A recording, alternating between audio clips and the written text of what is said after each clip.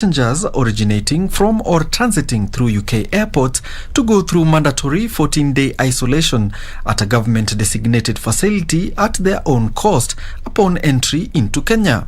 According to Kenya Airways data, Europe accounted for 20% of its revenue in 2020, bringing in 10 billion shillings out of the 62 billion shillings that the airline posted. A statement from the airline says, and I quote, "We shall be adding flights to the UK to 4 a week, with a possibility of a fifth one depending on demand," end of quote. However, cargo flights between the two countries were not affected by the red list decision. KQ is deploying additional flights on the Nairobi-London route at a time when the summer season, which is normally characterized by high demand for air travel, is at the tail end. The world, through the United Nations, seeks to achieve its sustainable development goal of ensuring affordable and clean energy is available for all by the year 2030. This has started to be implemented by a section of women in Migori County who have taken up the making of energy-saving stoves and jikos as a means of empowering themselves and contributing to the country's utilizing clean energy. Other innovations, such as use of briquettes instead of coal, has also emerged, and it is contributing largely to the economy. Use of clean energy will help reduce the number of lives lost annually, which currently stands at 4 million people, according to the World Health Organization. In Kenya, 76% of population relies on traditional biomass for cooking, with serious implications for public health estimated at around 15,000 deaths linked to indoor air pollution. Kenya is already a leader with sub-Saharan Africa in developing and distributing clean cook stoves, with various technologies being used in the country. The use of clean energy has become a market niche that has been filled up by women who are main users and producers of household energy. Sharon Atieno, Gender Advocacy Officer at Practical Action, say that in developing countries, lack of access to energy has been an obstacle to women's and girls' well-being and economic opportunities. More than just users of clean energy. That is why we want them to be distributors, and the best way they can do this is through entrepreneurship, where they sell clean energy products as they promote and empower communities to be able to adopt these technologies. The project has trained 400 women entrepreneurs, and they're currently embracing different value chains in the energy sector, such as promotion of solar products. We have some who are making briquettes as a clean fuel, and we have some who are producing improved cook stoves. While access to wood for charcoal declines, briquettes offer a practical solution to supplement the use of wood as fuel. Mimi huwa ninafanya supply na ninafanya installation, ninafanya assembling. Sasa in a month, saa zingine naweza make hata 100,000. Saa zingine ina depend. Kuna wakati soko hakuna na kuna wakati kuna soko. Lakini mwezi hezi pita bila nipate pesa ya jiko. Ikiwa chini kabisa naweza tengeneza kitu kama 20,000 per month. Briquettes are more sustainable and more energy efficient and could reduce the pressure on forests and lower pollution. Moving on, the South African National Treasury has denied an application by Eskom to appoint a construction firm to finalize emergency repairs at its Camden power station, which will cost $14 million. Eskom says it will cost more to keep the lights on if the project does not proceed. Details of this and other stories in today's Africa Business Wrap. Adding further confusion was that the decision was not applied equally to two other deviations for the same project for the appointment of an independent environmental officer through Leroy Construction, which was also declined, while Treasury approved a deviation for the consulting engineering firm JG Africa, which was overseeing the construction work. A memorandum from Naresh Singh, the General Manager for Coal and Clean Technology, said that the National Treasury response indicates, however, inconsistencies in decision-making as reflected in the approval of one and not the other two, all of which had precisely the same background and circumstances. Meanwhile, Nigeria's business-to-business payments platform Virto has announced that it has closed $10 million in Series A funding for expansion. The round was led by Quana Capital, a fintech-focused venture capital firm, with participation from the Treasury, Middle East Venture Partners, UK-based TMT Investments, Unicorn Growth Capital, Ross Investment Management, and P1 Ventures. The startup allows small and medium-sized enterprises to make payments to their suppliers. It was founded in 2019 by Ola Oyetayo and Anthony Oduwole and provides a fast, simple and reliable way for SMEs to make payments to their suppliers in over 200 countries within 39 currencies.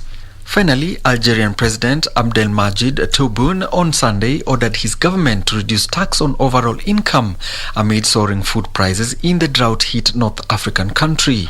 Avoiding social unrest has been a priority for authorities in Algeria, where the middle class has been hit by soaring prices for some food products. The government has blamed speculation for the upward trend of prices, including vegetables, fruits and meat, prompting it to tighten control at markets.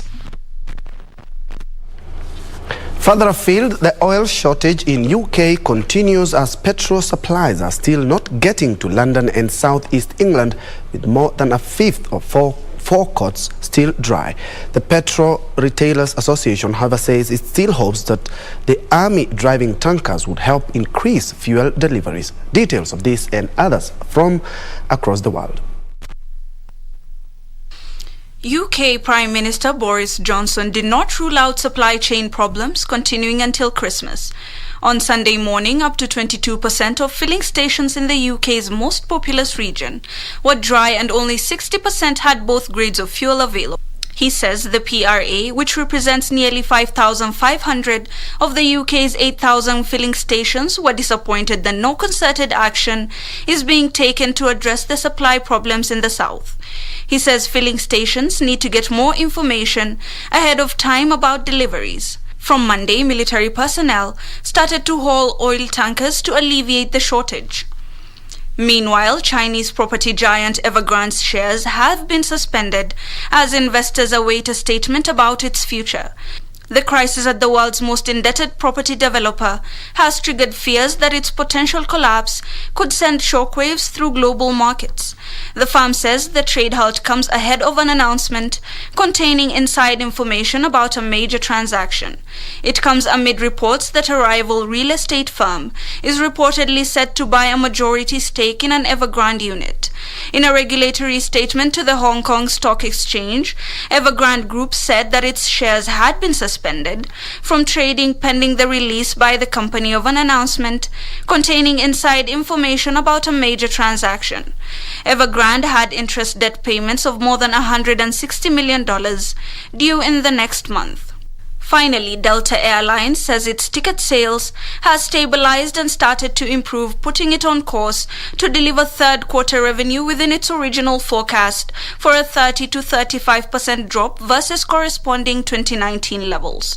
This is an improvement from its projection last month, when it adjusted the forecast to the lower end of the range after a resurgence in COVID-19 cases. The airline is due to report results for the quarter through September on October 13th. Domestic travel bookings are expected to surpass 2019 levels next year. Later, the airline said it would boost its capacity by more than 20% next summer over the 2019 peak by increasing services from Boston.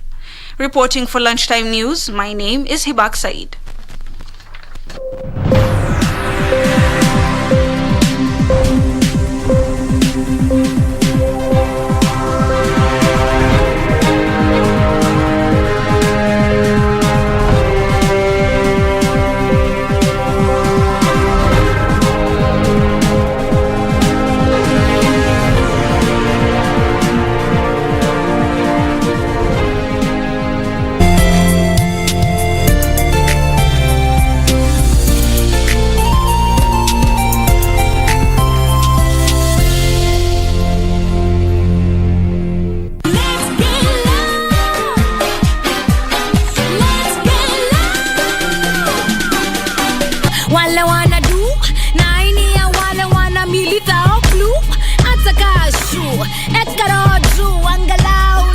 Nairobi grows and Nairobi lives and Nairobi is a consumer of the people who supply its energy.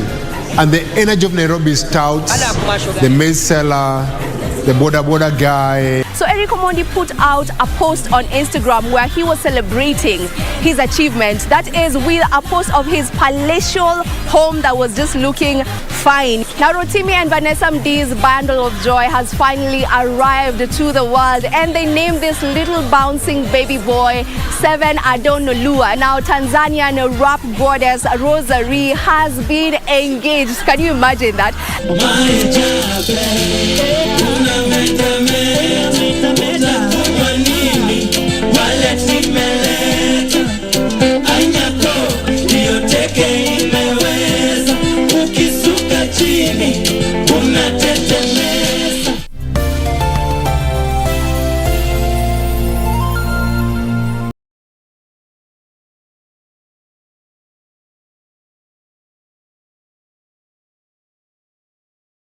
Yesterday was a big mistake. Did you say that you loved and will protect Victoriano? Then do it. End your relationship with that man. Don't get involved with Emiliano because you'll regret it. You did not threaten me. Neither do you. Cassandra is the daughter of Victoriano Santos. What? Diana.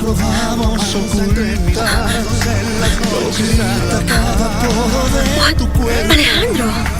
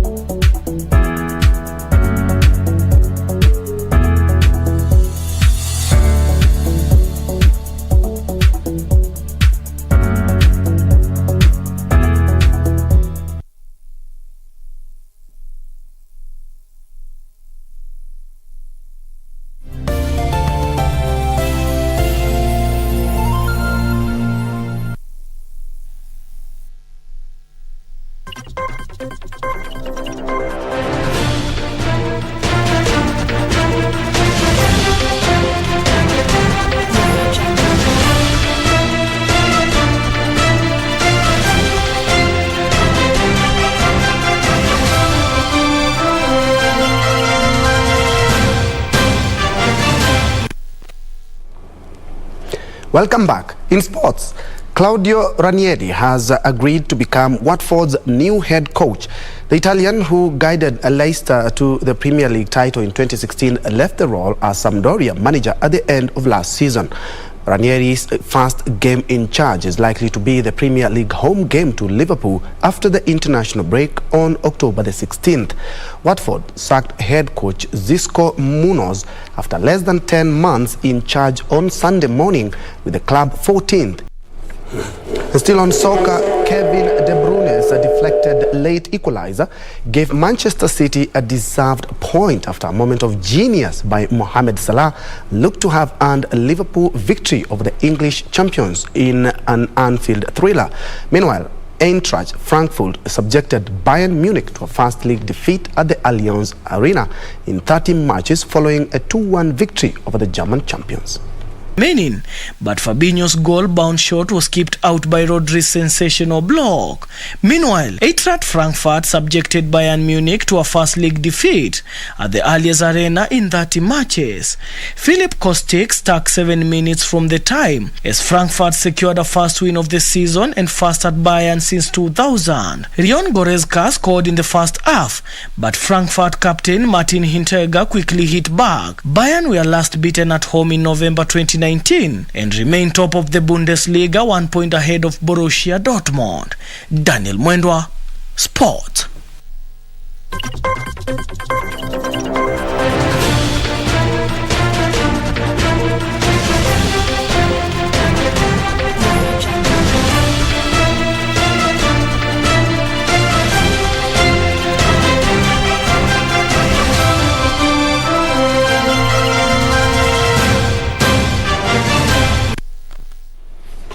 That's how we wrap up KBC Lunchtime News. Thank you so much for watching. Don't forget to check out our social media platform and spaces for more of this, plus much more, including our website, that is www.kbc.co.ke.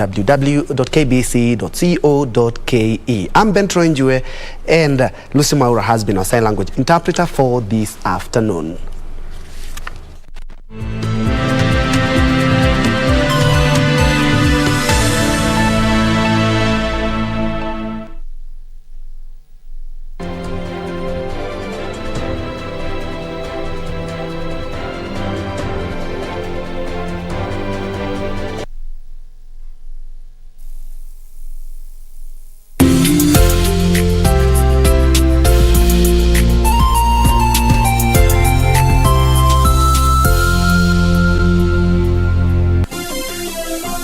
Vera Beauty College.